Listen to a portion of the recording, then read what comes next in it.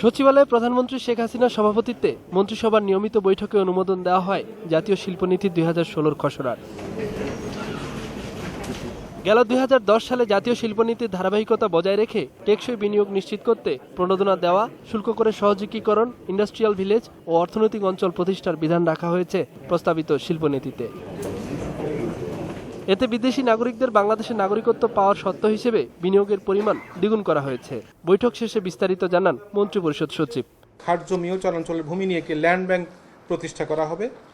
শিল্প প্রতিষ্ঠায় land bank থেকে ভূমি বরাদ্দের ক্ষেত্রে শিল্প মন্ত্রণালয়ের প্রয়োজনীয় সহযোগিতা পাবে।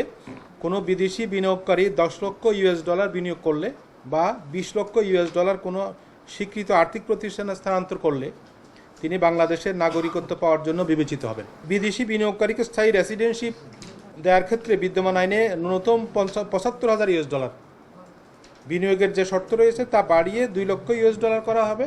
এছাড়া প্রধানমন্ত্রী তহবিল থেকে স্নাতকোত্তর বা মাস্টার্স, এমফিল ও পিএইচডি পর্যায়ে শিক্ষার্থীদের শিক্ষাবৃত্তি দেওয়ার বিধান রেখে প্রধানমন্ত্রী শিক্ষা সহায়তা ট্রাস্ট সংশোধন আইন 2016 খসড়া ভেটিং সাপেক্ষে অনুমোদন দেওয়া হয়। স্নাতক শ্রেণী পর্যন্ত বৃত্তি প্রদানের ব্যবস্থা আছে, কিন্তু স্নাতকোত্তরের জন্য কোনো প্রভিশন নেই।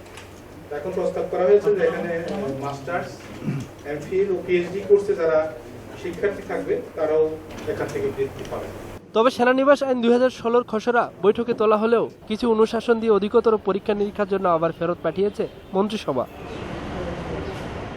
মোহাম্মদ নুরুন নবী, 21 টেলিভিশন, ঢাকা।